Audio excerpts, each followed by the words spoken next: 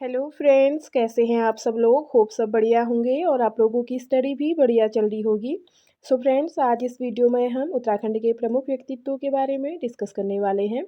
So please आप लोग video में अंत तक बने रहिएगा। इससे प्रीवियस में भी हमने एक वीडियो बनाई थी जो प्रमुख व्यक्तित्व से संबंधित थी। आज हम उससे आगे जितने भी उत्तराखंड के प्रमुख व्यक्तित्व बच गए हैं उनके बारे में डिटेल में डिस्कस करने वाले हैं।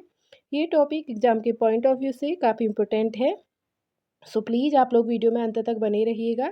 और अगर आप लोगों को वीडियो पसंद आती है तो वीडियो को लाइक शेयर और सब्सक्राइब करना ना भूलें।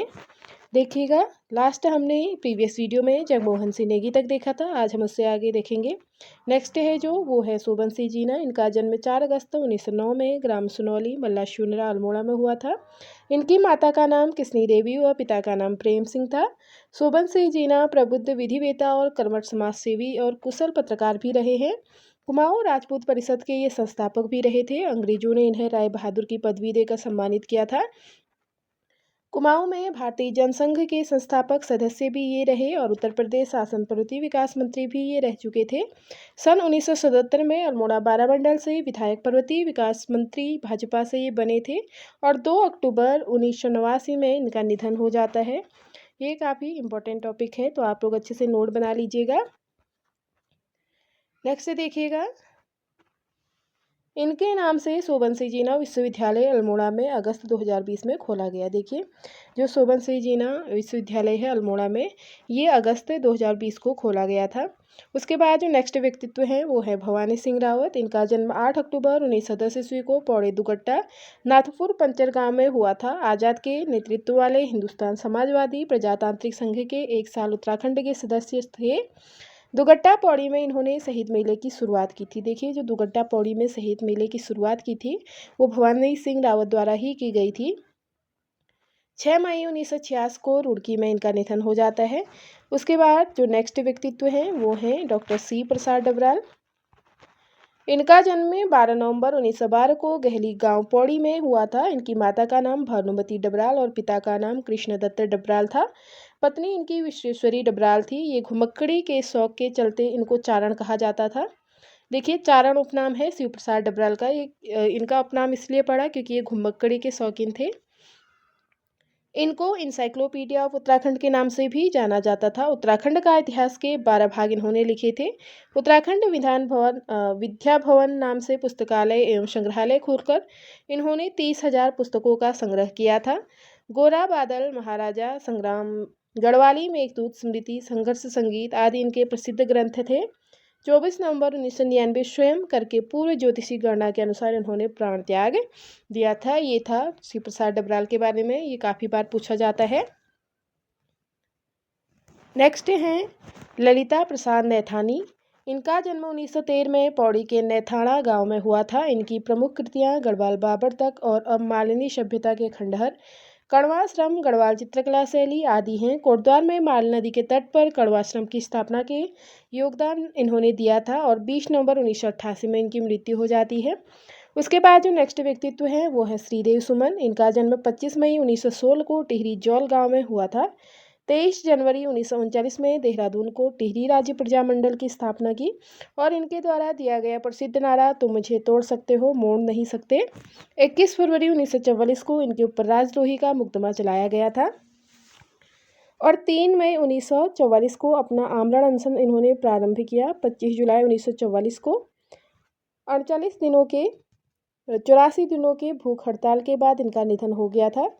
चंद्रकुंवर उसके बाद हैं चंद्रकुंवर बर्थवाल। जो चंद्रकुंवर बर्थवाल है इनका जन्म 20 अगस्त 1919 को मालकोटी गांव चमोली में हुआ था। इनका वास्तविक नाम कुंवर सिंह बर्थवाल था। पिता का नाम इनका भूपाल सिंह और माता इनकी जानकी देवी थी। हिमवंत कविता संग्रह का फलपाको बारोमासा और इन्हें हिंदी के कालिदास के रूप में जाना जाता है। देखिए, जो कुंवर बर्थवाल है इनको हिंदी के कालिदास के रूप में जाना जाता है। इनकी सर्वश्रेष्ठ रचनाएं थी। इनके बाद नेक्स्ट जो उत्तराखंड के प्रमुख व्यक्तित्व हैं हेमवती नंदन बहुगुणा। इनका जन्म 25 अप्रैल 1919 को पौड़ू के बुगाड़ी गांव में हुआ था। इनको धरती पुत्र या हिमपुत्र के नाम से भी जाना जाता है। नवंबर 1973 में इन्हें इंदिरा गांधी ने उत्तर प्रदेश का मुख्यमंत्री बनाया और 1975 में इमरजेंसी के समय इन्होंने मुख्यमंत्री पद छोड़ दिया था। 1979 में इन्होंने लोकतांत्रिक समाजवादी पार्टी का गठन किया और 1984 में चरण सिंह के साथ मिलकर दलित मजदूर किसान पार्टी का गठन किया। उत्तराखंड के लिए अलग से पर्वतीय विकास मंत्रालय की स्थापना की। इंडियन नाइज हम नामक पुस्तक इन्होंने लिखी थी और 17 मार्च 1989 को इनका निधन हो जाता है। उसके बाद नेक्स्ट व्यक्तित्व है नागेंद्र सकलानी जी। इनका जन्म 16 नवंबर 1920 में पुजार गांव टिहरी में हुआ। प्रजामंडल द्वारा काड़ाकोट तथा सकलाना में चल रहे किसान आंदोलन को कम्युनिस्ट कार्यवाही बताते हुए इनकी भर्त्सना निंदा की गई थी। 10 जनवरी 1948 को नागेंद्र सकलानी प्रजामंडल के युवा नेता त्रिपन सिंह नेगी, खेमानंद गोदियाल और किसान नेता दौलतराम त्रिलोकीनाथ पुरवार, देवीदत्त तिवारी के सामूहिक नेतृत्व के सैकड़ों ग्रामीणों के साथ कीर्तिनगर व न्यायालय तथा सरकारी भवनों को घेरकर फौज व प्रशासन का आत्मसमर्पण करवा दिया था। 11 जनवरी 1948 को जब आंदोलनकारी राजधानी टिहरी कूच की तैयारी कर रहे थे तो नागेंद्र सकलानी से भेजी गई फौज से कीर्तिनगर पर पुनः कब्जा करने का प्रयास किया गया। कीर्तिनगर आजाद पंचायत की रक्षा के संघर्ष में कामरेड नागेंद्र सकलानी और भोलू राम भरदारी शाही फौज के एक अधिकारी कर्नल डोभाल की गोलियों का शिकार बन गए थे। 12 जनवरी 1948 की सुबह पेशावर कांड के नायक चंद सिंह गढ़वाली कोटद्वार से कीर्तिनगर पहुंच गए थे। उनके सुझाव पर नागेंद्र सकलानी और मोलू बरदारी आर्थियों को आंदोलनकारी उठाकर टिहरी की दिशा में चल पड़े। 14 जनवरी को राजधानी टिहरी पहुंचे और उनका दाह संस्कार भिलंगना और भागीरथी के संगम पर हुआ। नागेंद्र सकलानी विश्वेश्वर दत्त सकलानी के भाई थे।